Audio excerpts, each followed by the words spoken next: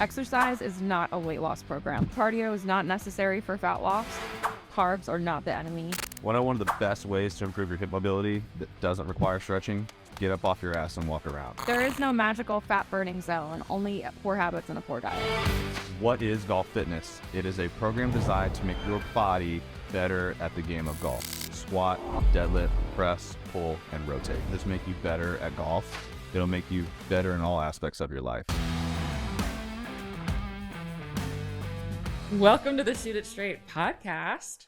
My name is Erika Wescott, and I'm introducing myself today as a nutrition and fitness expert because obviously there's some of you out here who might just be listening for the first time. Exactly. And I'm Cody Wescott. I'm a golf fitness expert. You stole my expert word, so I will come up with something different next time. But you said you were going to be extraordinaire. Oh yeah, golf fitness coach extraordinaire and nutrition coach.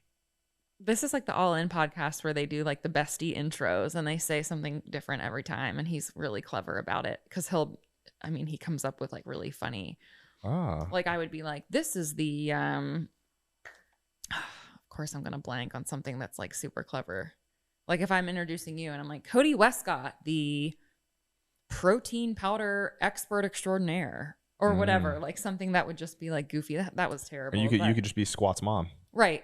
Like it's shit like that, or like something that's like the flavor, whatever the flavor of the week that happened to that person that day. They always kind of joke and the protein powder was last night in the ice cream. So yeah, maybe we'll talk about that. Well, did we talk about the creamy? it was like your thing you're obsessed with. So yeah, so we got our creamy last night, 2 nights ago, whatever. We had the ice cream last night. Yeah, so remember, we could be talking to new people. Yeah, that's what I'm saying. So a couple weeks ago when we brought up the creamy and said that we were ordering one and that we were excited about it, we've officially gone all in, of course. It's how I do most things. Got the ice cream maker, bought the creamy, bought hundreds of dollars of Ghost protein powder because they have really ridiculous cookie flavored flavors. Mm-hmm. Got the sugar-free vanilla pudding mix. And almond milk. Got the almond milk. We had our first batch last night. Yeah. And pretty good. It was fine. We just got to mix it differently and tweak it. Yeah, you got to tweak it. And the thing that makes it different than like just a traditional smoothie where you like is that you can eat it right away. And so I feel like getting our recipe down is going to just take a little bit of longer time because you have to wait the 24 hours to freeze it and then blend it instead of being able to like taste test and then like, oh, let me adjust this real quick. It's like, no. Yeah, you got to make your batch. You have to do it again. Yeah, you got to wait 24 hours. hours. Anything. It's like with making cookies or something, same thing where you kind of like takes a little bit of time and then you have to kind of perfect it over time, which we'll get there. A little bit of nuance. Yeah, it was a consistency thing for me. We didn't blend it well enough, which unlike cookies, which you don't want to overblend, I think this needs to be blended a little bit. We needed to mix our shit a little bit more. Like froth it almost. No, they just need to be blended. There was I blended it last night. Yeah, well, so we'll try it again, and everybody that's on the edge of their seats can stay tuned for what happens the next batch that we make. And it's like low in calories. I mean, the whole thing. It's like, is it a pint? Is that how much it makes? I feel like it's more than that, but maybe. I mean, the pint is like how many calories total? It's like 200, and it's like 24 grams of protein, and it tastes like ice cream. Yeah, it's insane because when we go get ice cream or the frozen custard we get, that thing is, well, for one, it's like $8. And then it's 1,000 calories of fat. Yes. And carbs and, very little protein. No, it's a great alternate. I mean, even just the saving money part for me, I'm like, well, cool. Now we can just make stuff at home. Yeah. And it can make milkshakes too. Like I love milkshakes. Yeah. And if I can drink 100-calorie milkshake, sign me up. Yes. I'll be adding almond milk to our Costco order because that's the biggest part of the recipe, right? Is the almond milk? Yeah. The bulk of it's the almond milk, so we got to make sure we got our almond milk. Mm-hmm. Awesome. Anyway, we're not going to talk about the Ninja Creamy today entirely. I know. Probably going to sell one up from this, but. Shoot. I mean, just, your Instagram link has your Amazon faves, so make sure that's added in there. We're talking about analysis by paralysis or paralysis by analysis. What's the expression? Holy shit. I don't know. Trent was definitely saying it the opposite way that He I was did. just saying it. He So did, now, and I think now he you put it in confuse my it. head. I think it's like Analysis. paralysis by analysis is what I think sounds a little better, but because you're. It's called analysis paralysis. There's no by. It's just analysis paralysis. That's what we're gonna call it. I think paralysis is first because like you're like stuck by I don't know overanalyzing all this shit. Paralysis. Now we're doing it. We're literally doing. It's like very meta. Ooh. Yeah. All right. Well, that's the Anyway, topic of the show today. Analysis paralysis or paralysis by analysis. I think we got it. In the fitness and nutrition space, it's really easy to be overwhelmed basically these days by all of the information, which we've talked about. We just did an episode about, the polarization of social media and feeling like this is the way. No, this is the way. No, I'm right. No, you're wrong. Well, yeah, because I mean, you can also just everyone wants to see show me the research. This is like the topic of everything to say. Like you post them, it's like, where's the research on doing this and doing that? It's like, okay, well, if you actually want to take your biased opinion on whatever it is that you want to look at, you can find some study out there, some piece of research. Granted, they're kind of hard to read if you actually read these things. You got to be pretty smart, but you can literally find conflicting views on pretty much everything. And that there's a study done and there's this and that, like depending on whatever variables they put into the damn thing, like you can find whatever you want. Yeah, we're in this phase where we're obsessed with it. And I don't think that, of course, studies are important. And, we're not going to sit here and pretend that we're experts on analyzing studies. That's BioLane's thing, and he's great at it. Mm-hmm. But yeah, I'm here for the argument of like, we don't necessarily need to have every line and every sentence that you see on social media backed by some reference to a study. Like it's getting out of control. And yeah, I think then you're just kind of in the thick of the argument for argument's sake, instead of actually like taking the zoomed out macro view of like, oh, like this is actually like how it applies to the general population or to most people, or to, we don't have to like dissect everything with a fine tooth comb. Right. Yeah. I mean, and then it goes like, it can be over analysis of like anything, literally like, you can go to a doctor, you can go to this kind of specialist and they'll do a million different tests on you. And then they have their way of interpreting the test. And then the list can go on and on and on, when you should really maybe just take a step back and look at the things that you can take control of a little bit easier, that are going to be good for you, and start with those. Yeah, so let's talk about that. I think like you're talking about the low-hanging fruit, so to speak, for people when it comes to like their health. And one big example that comes to mind for me is when I'm, onboarding a client, or even just honestly not even onboarding a client, but sometimes having worked with a client for a while, and you get the question of like, should I be taking, this specific supplement, or should I be doing ice baths? And we haven't really nailed down the sleeping for 7 to 9 hours a night, or having quality sleep, or reducing stress, or eating a vegetable every once in a while. Like some of the things that truly are just, we need to hit these markers first before we do the thing that's going to move the needle 0.05%. Right. That's the biggest one that comes to mind for me. And I think, again, things are going to always be trending, and we have to remember in the fitness space that it's an industry like any other industry. So we're going to be sold to for a lot of different protocols and methodologies. Or is this method of working out the right way? Oh, I heard that working out between the hours of 6 and 7 a.m. is a 2% increase in your blah, blah, blah strength, blah, blah, blah. And it's like, right. Okay, but like, let's apply that to the real world. Okay, so if you're outside of the 6 and 7 a.m. window, are you just going to skip your workout entirely? Is that the better choice, right? So the minutia in some of these things just literally just doesn't matter as much as I think we're putting weight on. And it's interesting. I don't know the psychology why people do that, or why they find the need to want to pick things apart to like the tiniest little detail. But that's like the big thing for me, is like, all right, you're asking the wrong questions essentially about like the things that you should be focusing on. Or maybe it's a distraction too. Maybe people, because is it easier to just not work out because they said, well, I can't work out in the morning, and that's what research says, so therefore I'm not going to do it at all. So that's my excuse. Like, I don't know what it is, but I mean, I think it can come from a part of like, you know, a lot of people that do go out and like over evaluate stuff are usually people that have a few more resources, I think. So they are taking it into like into mind that whatever I do, I want it to be very efficient because my time is valuable. Right. So like maybe they overanalyze all these things they do. So that way they can find the most effective method for whatever it is that their goal is.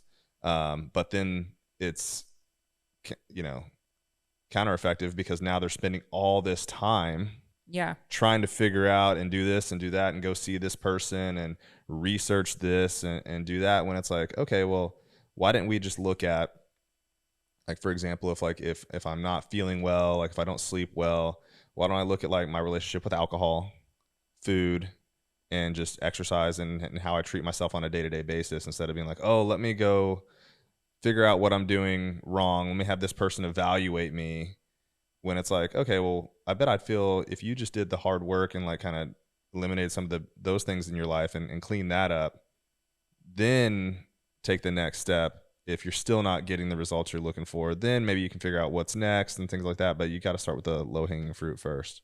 Low-hanging fruit first. And yeah, I mean, well, that's just what you just said. I mean, doing the hard work. I mean, I think people avoid the hard work, and everyone's hard is different. Like, truly, some people's hard is doing less. Yeah, you know, it's saying no. It's like, okay, I won't go out and drink all this. Like, I mean, and I've, you know, this is something I struggle with too. You know, when we go out and it's like, okay, it would be really fun to have a couple beers, or would it? Or doing less in the gym. I mean, I'm talking about the client that's obsessed and they love training, but it's actually getting in their way, and they're looking for, well, I need to do 18 different recovery things. That's what I'll do. And it's like, well, actually, you need to just go to the gym 3 times a week instead of 7. You know, like, and yeah, like totally. The hard could be saying no to alcohol. The hard could be drinking a little bit more water. The hard could be saying no to going out in general, like stop eating out so much and just making food at home. And some of the things that we find are so basic, but for some people like that, maybe they don't realize that it's the low hanging fruit, and it is just easier to again, back to like the analysis paralysis of like, well, everyone's talking about all these other things and these are distracting me from what's actually going on in my household. Right. So I'm going to read 16 books. That's what people love to do too. I'm going to, let's talk about how many books I read this year instead of going out and like just fucking doing something that one of the books said. Yeah, Hermosi talks about just reading one book. He does. He does talk about that. And rereading that book and figuring out. Well, it's so true. And like in business too, like you just hear, people, I remember I had this friend who would be obsessed with getting certifications and taking multiple courses. Every year she would sign up for like 4 or 5 different ones throughout the year.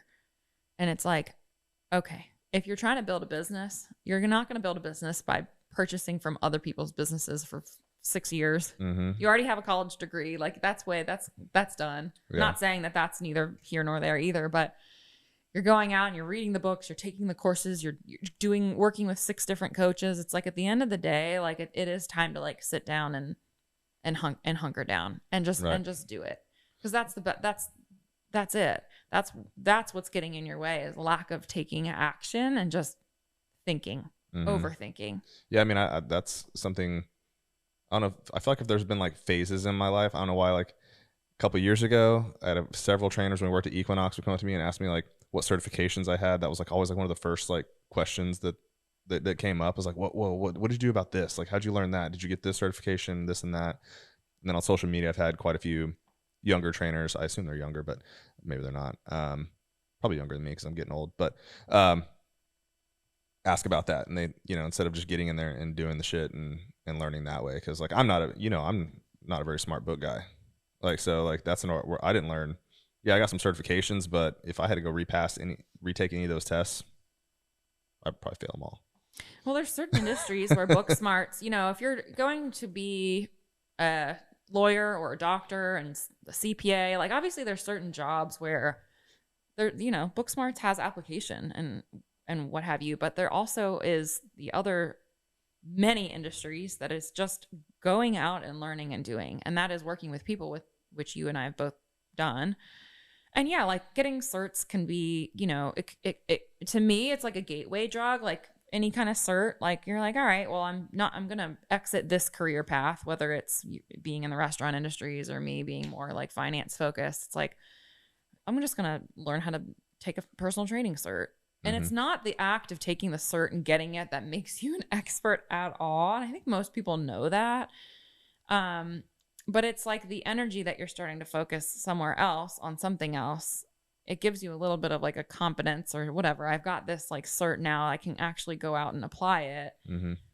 And then you just kind of have to live with the like discomfort, which I think a lot of people do avoid, of like not really knowing what the fuck you're doing, which you and I both, I mean, putting words in your mouth, but like you don't know what you're doing when you're first take on your first client. No. Like you know how to like work out and but like you don't really know, but not really. Not really.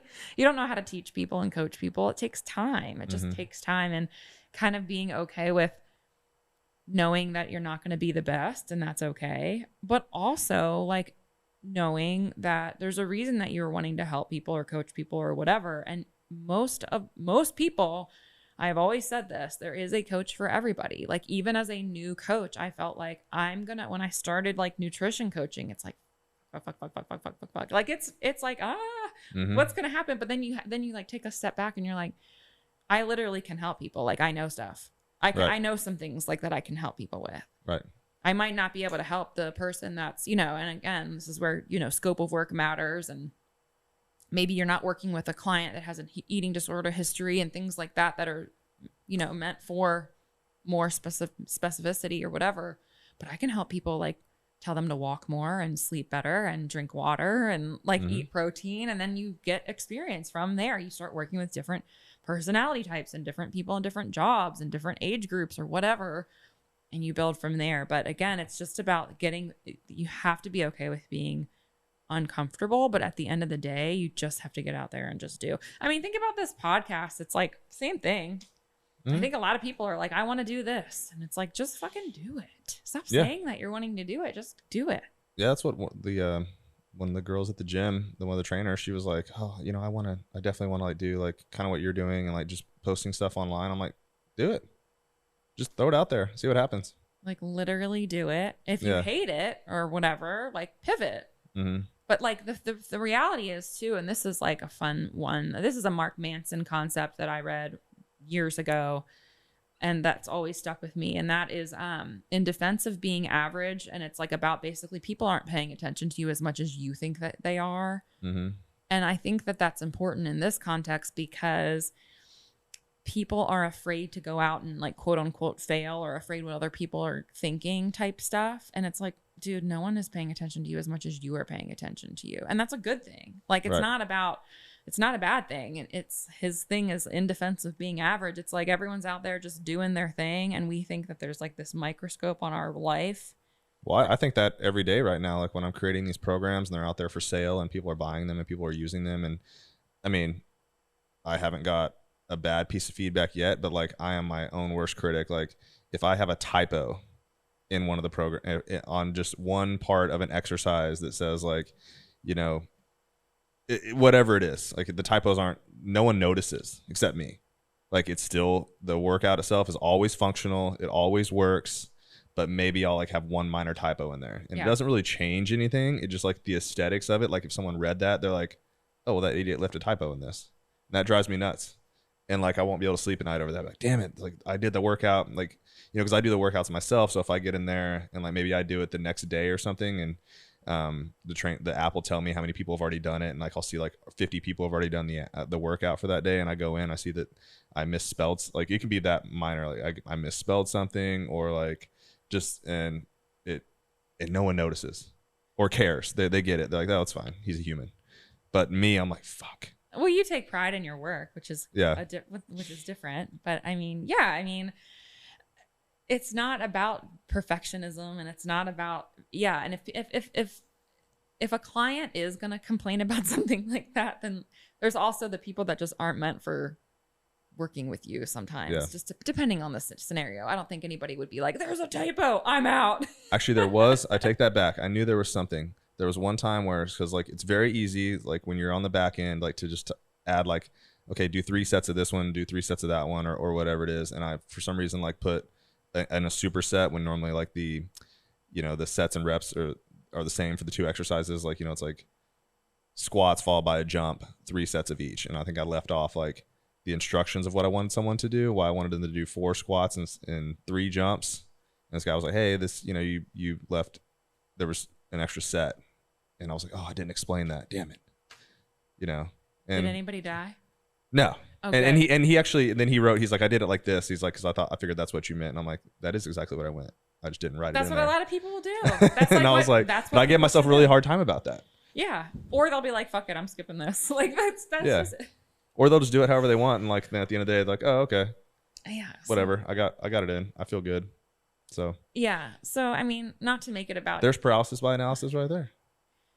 I don't know. I think that's different. I think that's different. I think that's I don't know what that is. We can That's me getting in my head. We can psychoanalyze that later, but that's literally not Don't psychoanalyze me. I'm psycho. That's not paralysis. That's not analysis paralysis. That's you overthinking things just in general. Yeah, I mean, I'll admit, like, I'm pretty obsessed with like the programming and making sure it's the like I'm not a perfectionist by any means, so don't let me act like that. But I'm like very like hyper aware of like what I'm putting into this program, and I truly, maybe it's the competitive part of me, like I want it to be the best. Like I don't know, you're like that in with our relationship though too. You kind of overanalyze everything. Yeah, like I just want it to be like I need it to be the best. Like, or I need to think it's the best. Capricorn energy. Yeah, and if it's not, like I keep working. Like yesterday, I was out in our garage like pairing supersets together because we got a new cycle coming up on Monday where it's going to be the concentric focus, which is like the explosive part of your lift, and it's a really cool one. There's a lot of fun. I think it's fun. There's a lot of cool things you can do when you're focusing on that part of a lift. It's very unique. I mean, so yeah, I'm trying to figure out like what are going to be some really fun combinations that work really well for the golf swing, especially as we're like in season and people are playing a lot of golf. I wanted to have like a great carryover, and I'm finding new stuff every week, and it's awesome. Yeah, because it's not out there. Like that's what's still so cool about golf fitness. It's still like and I think I'm kind of getting off topic, and I'll bring it back in, but it's so cool. There's not like it hasn't been created yet. Like, powerlifting programs and bodybuilding programs have been around for a long time, and even like if you're training to be an athlete, like a football player or baseball player, like their methods have been around for a long time. And I think golf is still like evolving, and like to kind of just come up with stuff because it's not out there. Like I can't just steal it from someone else. Yeah. I can't steal it from like Mark Ripito, who's I think is one of the greatest like programmers out there. Like I can't just take it from him like I have before. Like when I was training people just to get stronger, I was basically just using starting strength and training people that way. And hope it's not copyrighted. Sorry, Mark. I bought your book, but anyways, like like it's not out there with golf, so it's fun.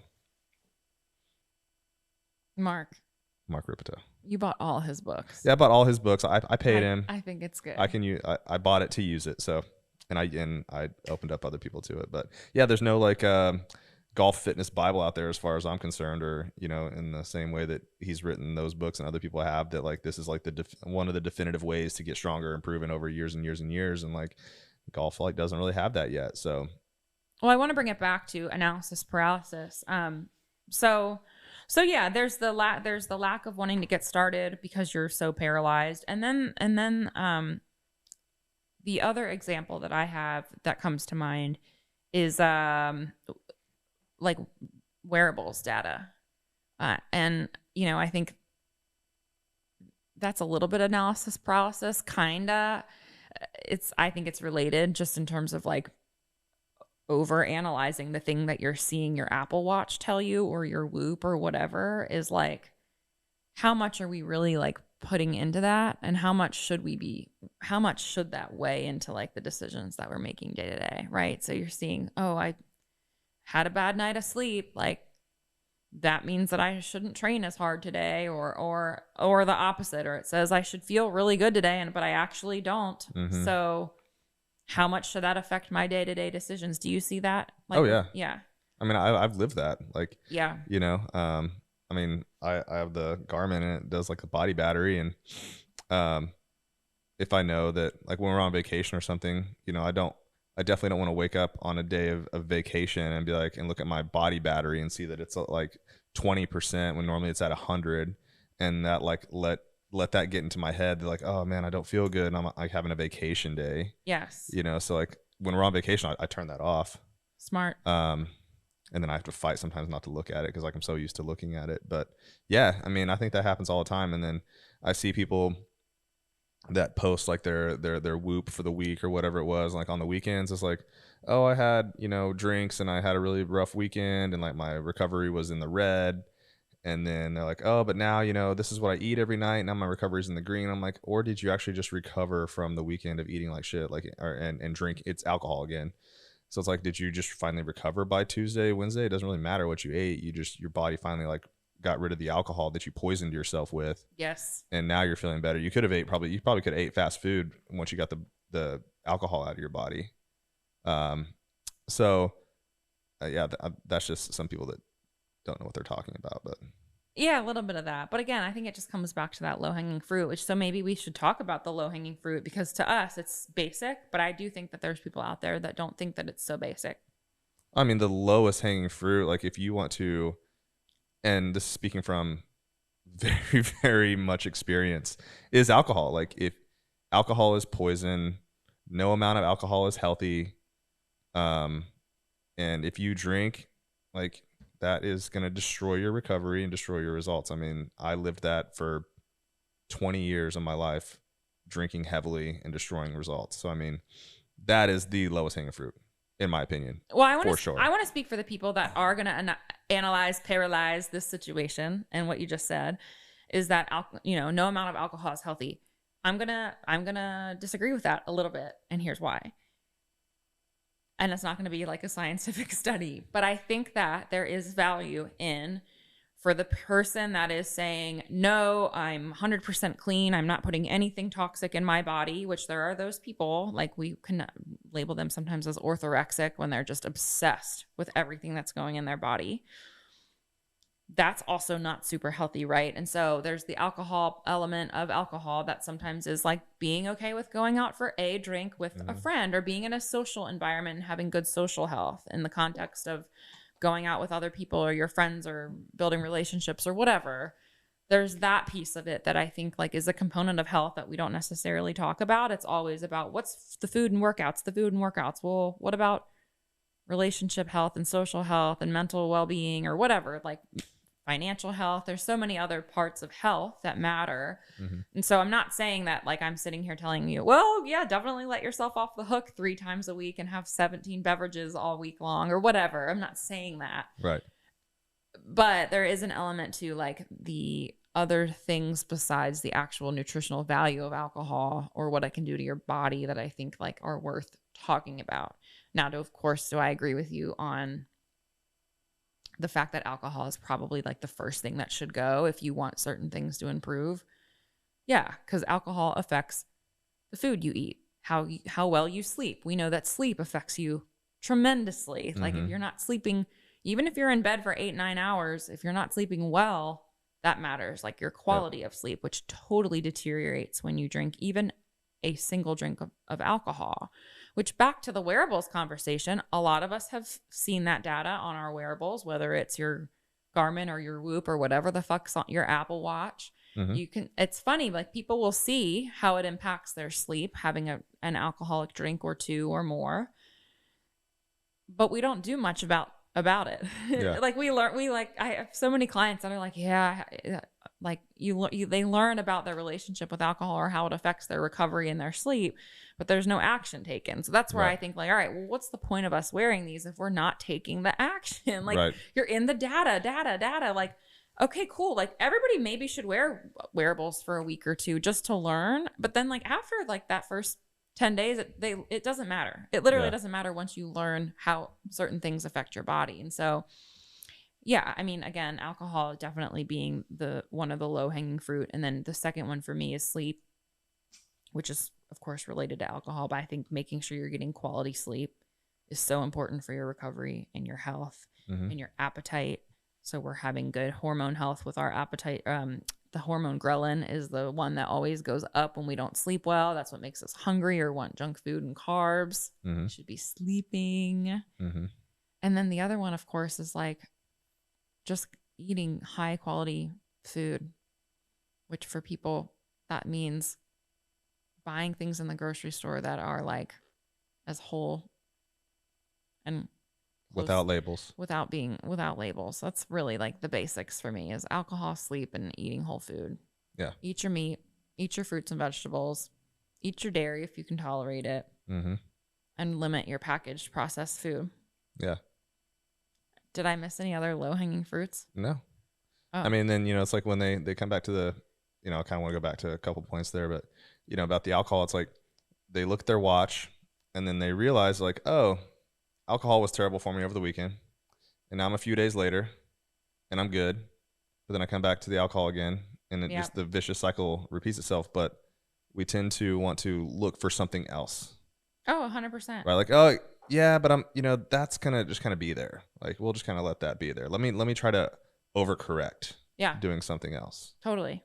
And that's where it comes back to like, listen, your greens powders isn't going to mitigate. It's just not going to move the needle in the way that reducing alcohol would, right? So if you're looking at it from a body battery, let's just say I'm at 100. I drink alcohol. That makes me down to 30. I drink a green juice.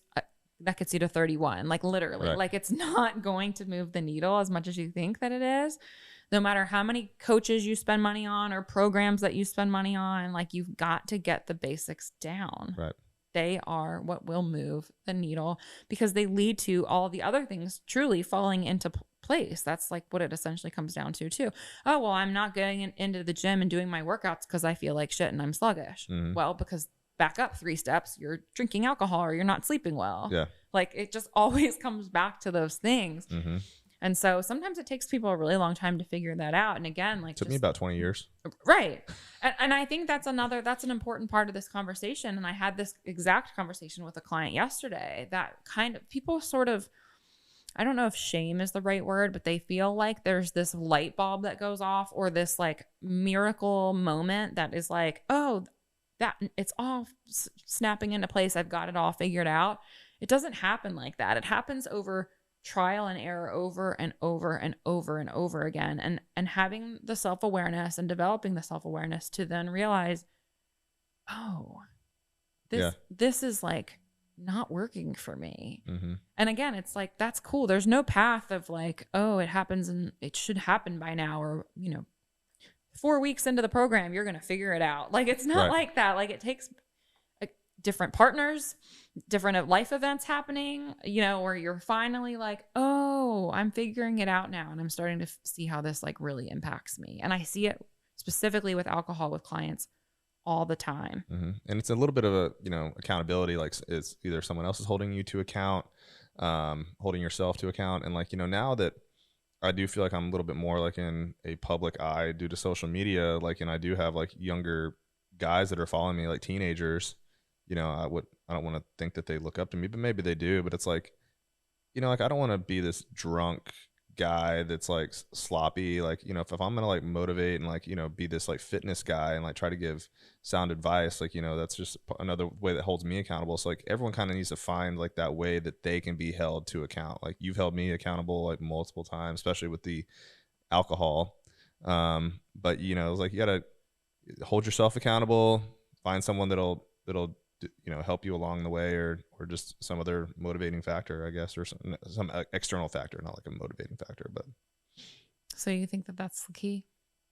Being held to account, hold yourself to accountability, hold yourself accountable. Yeah, I think it's one of them. Yeah, I'm not questioning it. I mean, because you're gonna keep making excuses and let yourself off the hook.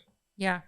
Right. Like whether you say them out loud or tell them to somebody else, or you just give yourself excuses to do whatever it is. Like, oh, I've worked hard this week, so I'm gonna, and that's fine. Like, now, do you need to celebrate by getting trashed? Might be a better way to celebrate. you know, but if that's what you like to do, but like, do you really, is that how you want to treat yourself? Right. Maybe it is. I don't know. Well, I think that's. I mean, we did. I mean, I'm not gonna lie. I mean, we went out for our wedding anniversary. We celebrated by the pool. We had a few beverages. Well, we talked about that on the podcast. Yeah. I mean, I preach about not drinking, but doesn't mean I don't ever not, doesn't mean like if you see me, you know, at the country club this weekend and we played a round of golf and we're sitting out by the pool and I got a high noon in my hand, doesn't, I'm not trying to be a hypocrite, but I'm just going to let you know, like if you drink a lot and you drink regularly, you're going to, it's causing problems. And if you're not getting the results you want, you should look at that.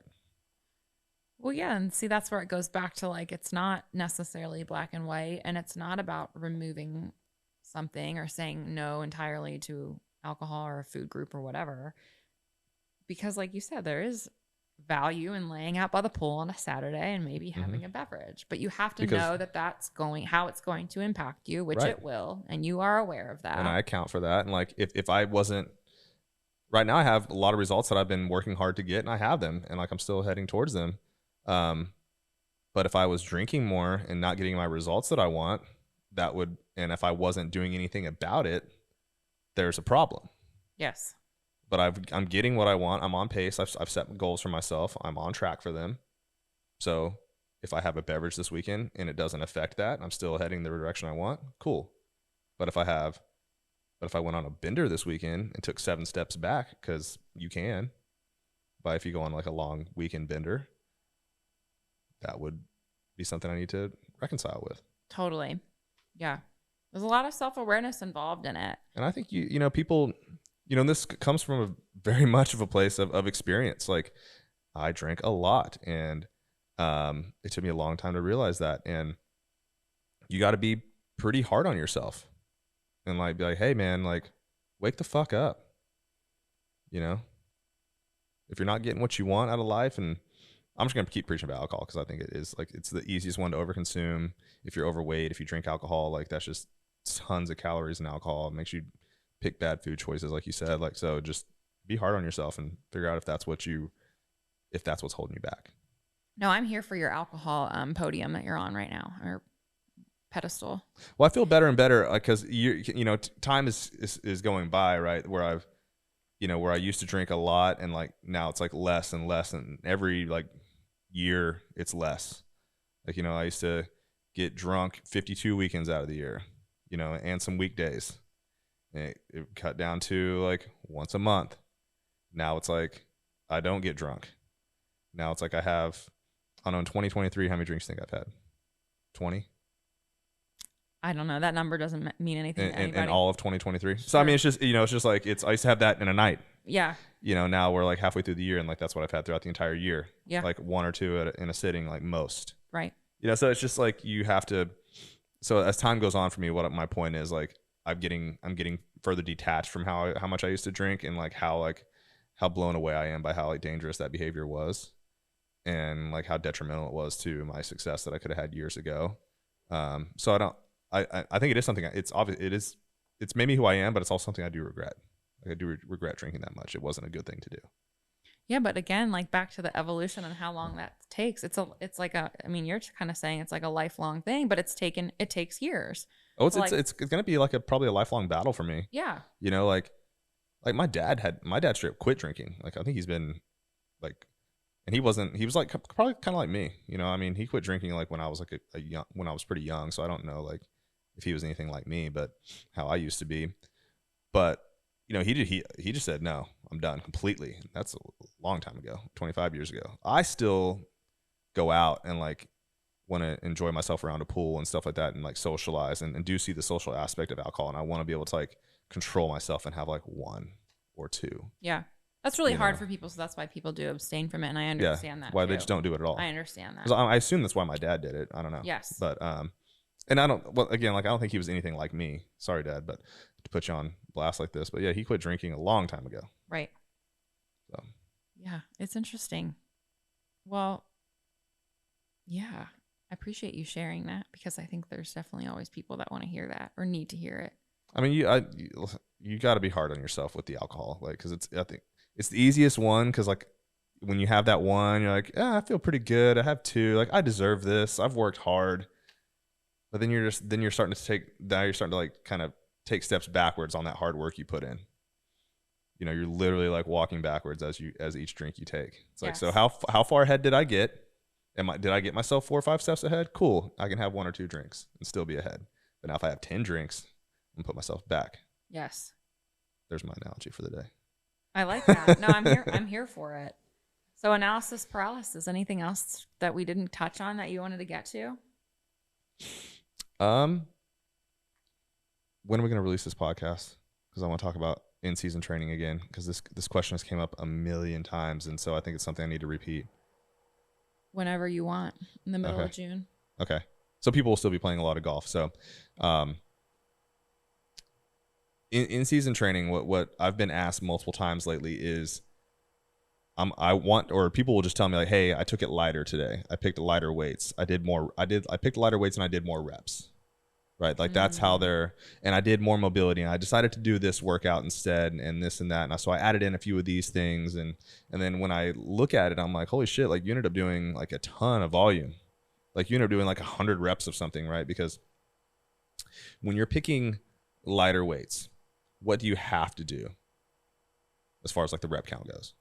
Increase, right? If you're wanting to get a stimulus, right. Your question wasn't complete. If you want a stimulus, yeah. If you want to get something out of it, if you want to get something out of it, what do you have to do? Yeah, you have to increase your reps. Or earlier you're just not doing anything, right? You're getting no stimulus. You're getting no response.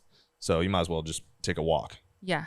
If that's what you want to do. If you don't want to lift weights, if you're like, hey, that's gonna mess up my game, I don't want to lift weights. Okay, do a couple of mobility moves, not a ton, and walk. But what my recommendations are, and I just did this yesterday, and I played great yesterday, is you still lift heavy, you cut your volume down, which is why I've been preaching all the time. And it's programmed like this in my in-season in Lift Heavy Swing Fast right now. In-season programming looks just like this. There's only like 3 reps, of a heavy back squat in a workout. There's some jumps, or actually I took jumps out this upcoming cycle and put in a couple like speed strength things. And again, there's only 3 reps of those. I mean, the total workout doesn't have that many reps. It does have a finisher because, not everyone that does Lift Heavy Swing Fast is like a competitive golfer. They're like the weekend warrior too. So I put in like a finisher for them mainly. But if you're a very competitive golfer, you don't have to do a finisher. You can just do like 3 core movements, and I'm talking like foundational movements, not like ab movements or core exercises. I'm talking like squats, pull-ups, presses, deadlifts or whatever. Do those, but do them still at a very high resistance, because your muscles get sore from volume, fatigue, and taking them to failure. Yes. If you do because strength training is more about just like kind of your brain. Like, yes. We've talked about this before. Slow twitch, fast twitch. I mean, time under tension. I mean, you go to a Pilates class or bar and you're doing the same bullshit with 1-pound weights for an hour and it's hard as fuck, but you're not it's not a good golf workout. Let's talk about that here in a second. Let's lead into that here in a second. Keep that thought. thought. I'll put a pin in it. Keep that thought. But yeah, so I mean, because it's your central nervous system that's going to lift the weight efficiently up and down a few times. You won't get sore from that. Yeah. If you have proper technique and don't like hurt yourself. But so there's that.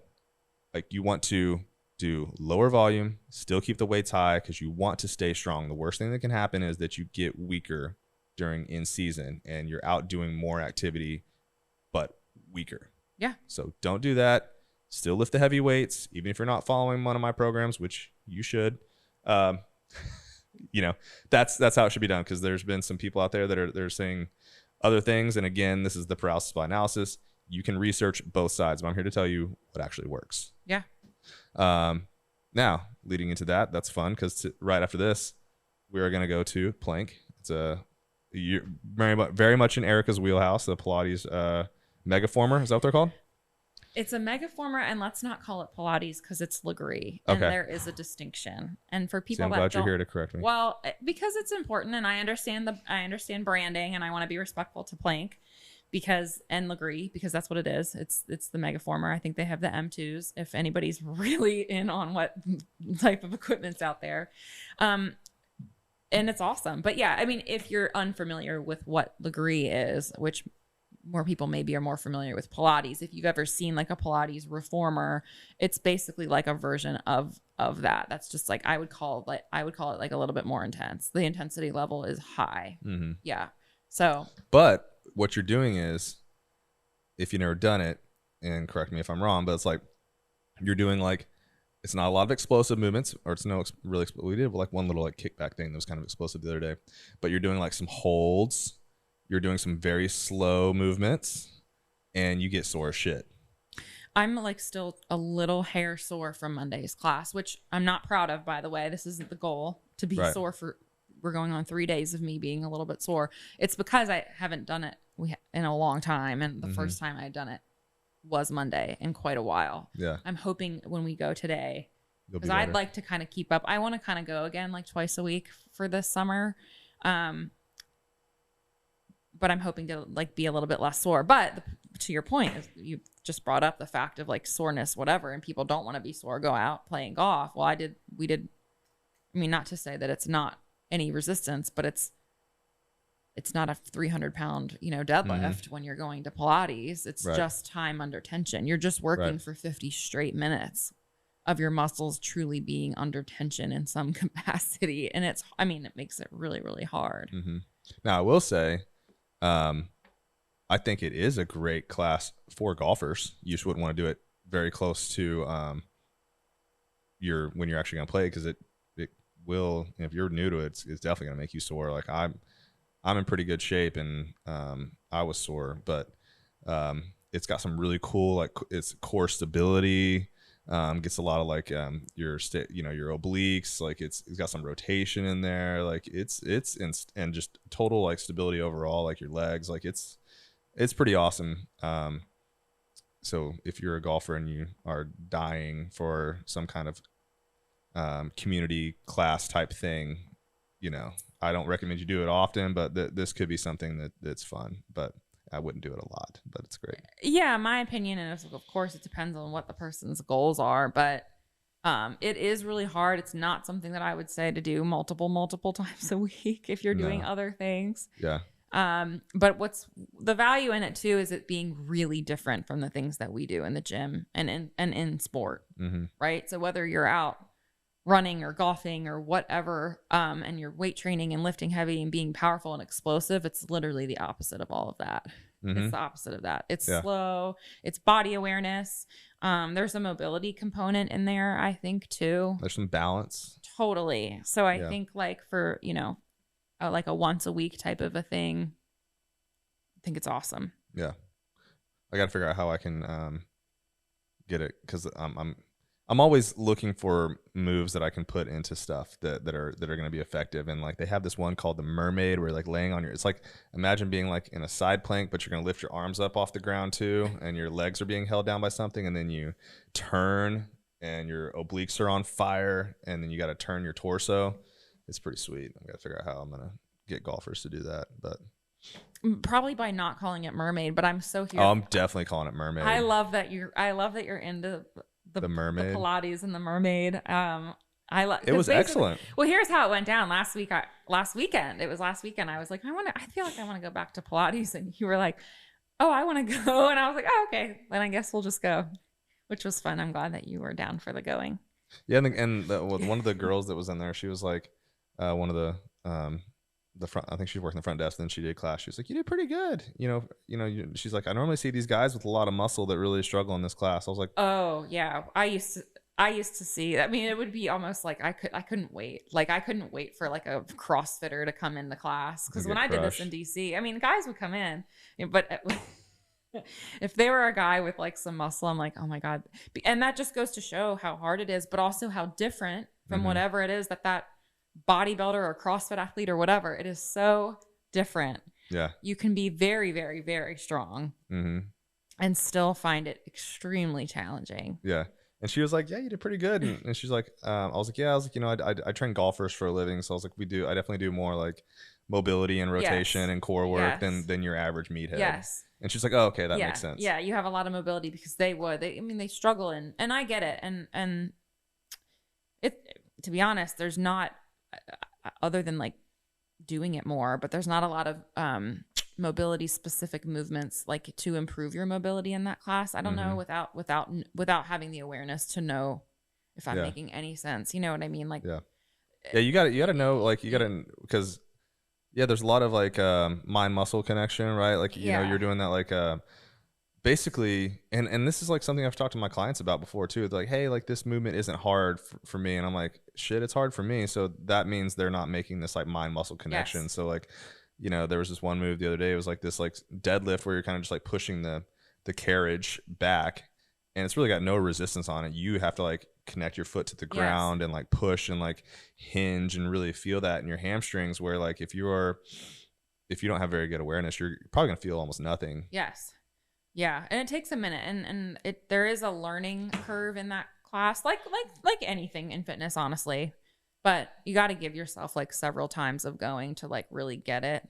So don't expect 1 to even 5 classes in that you're gonna nail it. It takes a minute to understand like what the stimulus is, how to pace yourself, where you want to feel it, and you got to listen too. So it's like there's you've got to listen to the instructor because she's not like demonstrating it, and you're not, and the reason she can't demonstrate it, I think, is because most time you're not even looking in the same direction, like you're all over the place. It so wouldn't like make sense. So if she was in like a stable, like if she was just on a platform at the front of the room, like you're looking at the back, you're looking at the side, like half the time you wouldn't even be able to look at her unless you contorted your body in a crazy way. So you've got to like really, so I think that's a good thing about it too, because it can get you out of your own head, because you have to literally just listen to her and do what she says, or you're gonna be lost. Yes. And so I think that's all like a cool, you know, we've talked about group fitness before, but I think that is a really cool thing to like, you have to be present.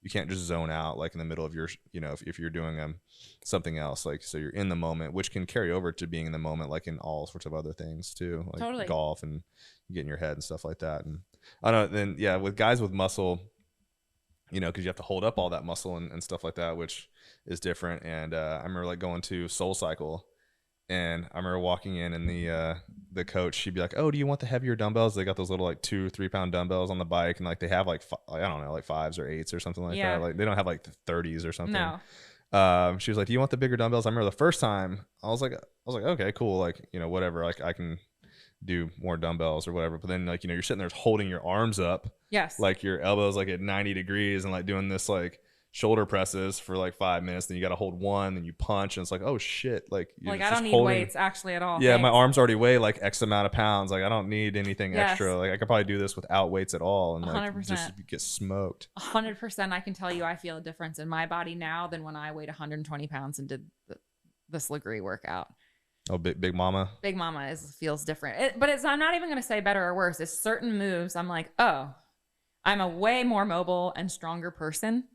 But I'm like, fuck, I kind of do wish when I'm like putting my ass up in the air, doing like a fucking plank to pike type situation, that maybe my ass weighed a little bit less. Man.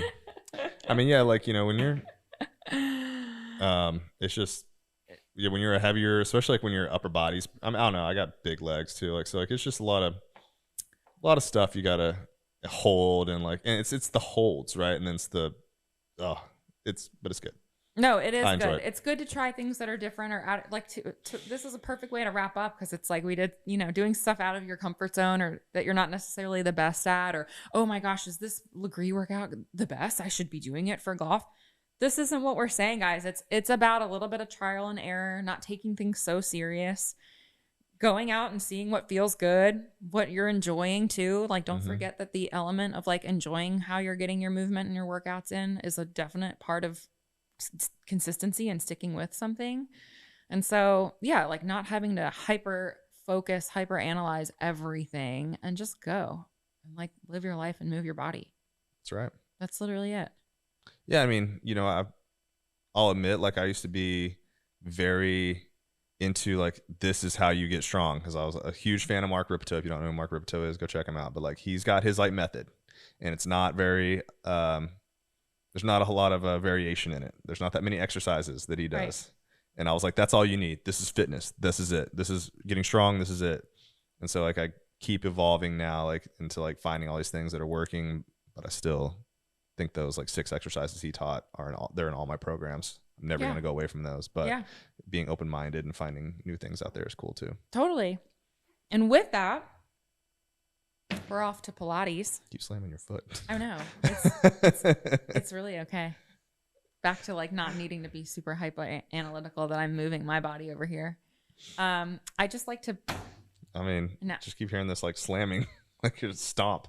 I'm stomping because I'm excited. Probably because I had too much pre-workout. But you can find us on the Instagram. You want to do what you're obsessed with? Oh, well, right now, let's just call it plank. I mean, we have to wrap up. We don't want to go over too much. So, okay. What are you obsessed with this week? I was going to give a shout out to your boy. Which one? Mr. Brooks Koepka for winning the PGA and like just total dominance. Like I'm not a Brooks Koepka fan, but watching him just totally kick ass on a Sunday at the PGA Championship was pretty crazy to see. Like that dude just anytime he had like a putt, you thought he was either going to make it or he definitely wasn't going to 3-putt. He wasn't making like, you just knew that he wasn't going to make some crazy like double, triple bogey. He kind of had the mind games going with Victor Hovland, like when Victor Hovland hit that bunker on, I think it's 16, and then he had to take that drop because he plugged it in the side of the bunker. 2 seconds, I think they said as soon as Victor hit his shot after that drop, like 5 seconds went by and Brooks hit his shot into like 5 feet, basically just to like really kind of play that mind game with Victor. Like, hey, just so you know, this is over. Like ball game. Like I'm winning and this is it. And it was cool to see someone just do it in that dominant of a fashion. Oh, so you're a fan? Not a fan. Bandwagon. It was not a fan. No. I don't want to get on the. Still not really a Brooks Koepka fan. I'm a fan of how he performed on Sunday, though. That was cool. Yeah. Respect where respect is due. He's an athlete. Yeah. So he's got 5 on it. It was good. I mean, it was dominant. It was just like, whoa, this guy's he's the real deal. Yeah, he had 4 good days in a row. I mean, he crushed. Yeah. Which was cool. Yeah. I'm proud of him as well, but I'm a fan, so good job, Brooks. Yeah, well done. Congratulations, Brooks Koepka. And then I saw him enjoying at the hockey game. It looked like he was having a really good time. I don't know if he had a few Red Bulls or what he had. Yeah, I'm sure it was Red Bulls. or what he was drinking up in that box, but his eyes were lit. So we'll see how that pans out this weekend and when they're all in DC. But I love that. Congrats. Give credit where credit's due. Congrats to Brooks. Congrats, Brooks Koepka. All right. May I never speak of him again. No, I'm just kidding. But all right. So you can find us on the YouTube, the Instagram, Cody Wescott Golf. Find Erika at Erika Elko. And what else is that? Is that our plugs? That's good for now. Catch us on Train Heroic. No. No. Don't go there. Just Cody Wescott Golf. Go to CodyWescottGolf.com. Thanks, everybody. Thanks. Bye.